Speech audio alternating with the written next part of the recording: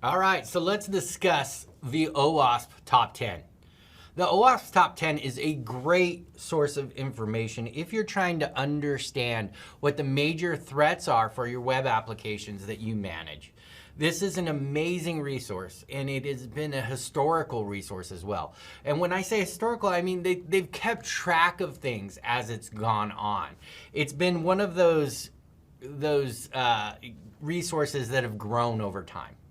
They haven't fallen off. They've been on top of it every year for years and years now. And it is a great way to understand the threats that are affecting web applications right now. What's going on today within that industry and within that place in IT. And that's an important thing to understand, especially if you're a developer, if you're managing the web application, if you're hosting web applications, if your company has you doing the work. It's an exceptional way to keep track of what threats you might be facing, how to respond, how to mitigate against it. So I don't have time in this video to dive into all of the OWASP threats that you're going to face, but what we can do and what I would like to do is do a quick run through of the website itself. And we'll talk about things like broken access control and cryptographic failures, both of them in the top 10 right now. I believe those are the top 2 without looking. But it's a great way to understand what's going on. So one of the first things we're going to do is let's jump out to the website and take a look at what's happening now, right? What are we looking at? So here we are at the OWASP Top 10. It's owasp.org. If you're looking at that, the project is the top 10, but it's the main thing that OWASP is known for right there. OWASP Top 10. You can see there's lots of tabs, but I'm going to take myself off the screen because what I really want to show you here is a little bit down below. You can see the top 10 web application security risks. And you can see what they've done is they've taken historical data and kind of mapped it to what's happening right now. If you look at 2017, you can see injection, broken authentication, sensitive data exposure. But in 2021, they take those and they map them to where they are now. You can see the number 1 threat, A01, is broken access control. But broken access control was actually number 5 in 2017. So you could see how it shot up. And you can see how the different threats move across. So let's go ahead and start looking at these threats. I'm going to jump back to our slides for a second, and you can see that this is about access control. You see a little snake, the hacker guy, and he's broken in. And when you have broken access control, what happens is people are going to have access to different areas they shouldn't have access to. That's what access control is about. You have a broken access control. This is something that is number 1 right now. In applications, there's something wrong with our access control, and it's allowing people access to files they shouldn't have access to or data they shouldn't have access to. So very important that you are on top of that. During your software lifecycle development, you definitely want to make sure you're testing your access control procedures. Next up on our list is our cryptographic failures. When we're talking about cryptographic failures, what we're seeing a lot of times is when we have a system that is either pushing something in clear text that shouldn't be in clear text. And it's important to understand that because clear text is readable to everyone. And we don't want that. A lot of people don't understand like the difference between Radius and TACACS. Radius sends the username in plain text, and that's half the ballgame, right? You don't want your application to have that kind of weakness. You want to make sure that your application is sending things that are supposed to be encrypted in an encrypted manner. You want to make sure that your application uses HTTPS. You want to make sure that you're using the secure channels of communication that use encryption to their advantage. So that's number 2 on the list. Number 3 on the list is actually injections. Now, injections have been around forever. And I say that with a straight face. It's been forever. SQL injections have been on this list. Now we're talking about all types of injections. I'm not going to dive into that too much. We don't have the time for it. But injections are basically where I can insert code where it doesn't belong. And in the past, SQL injections were used in the little fields on your web application. You can put like 1 = 1 and things like that, and it returns a value because that's a SQL code that by putting it in the field was actually executed on the back end. You don't want that in your environment. So this is something that another one of those things you got to test for.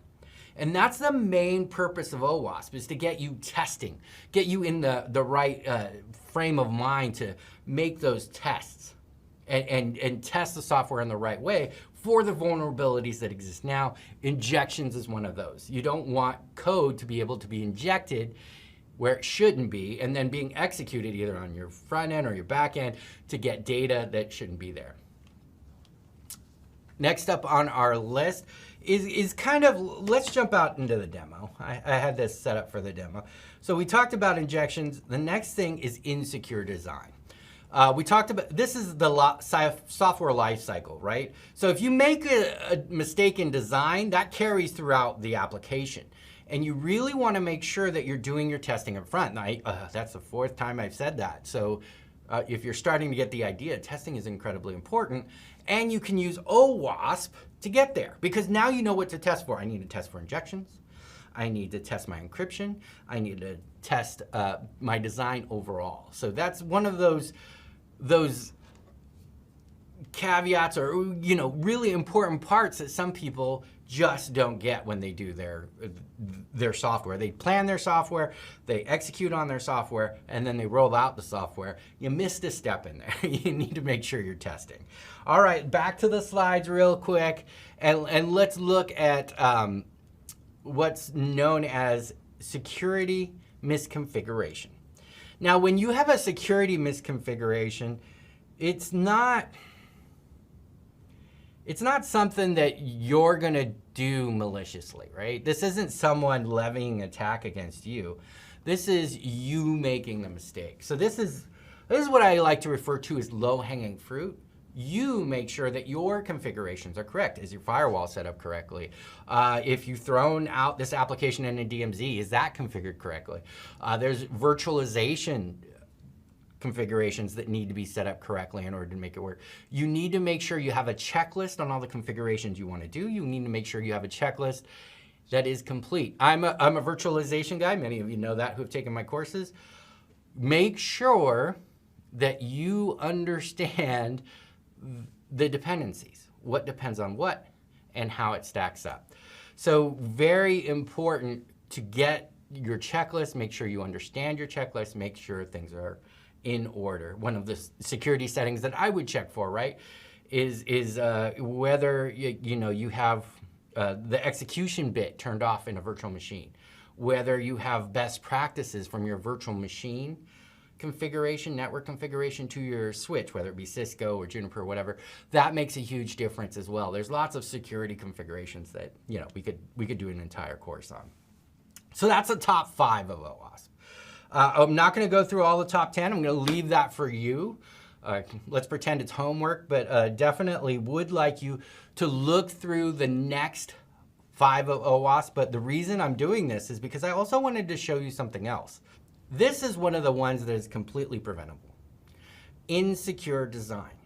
So your software development life cycle. What are you doing? How are you planning to do this? What are your steps? This is something that you can take care of very easily in the planning stages.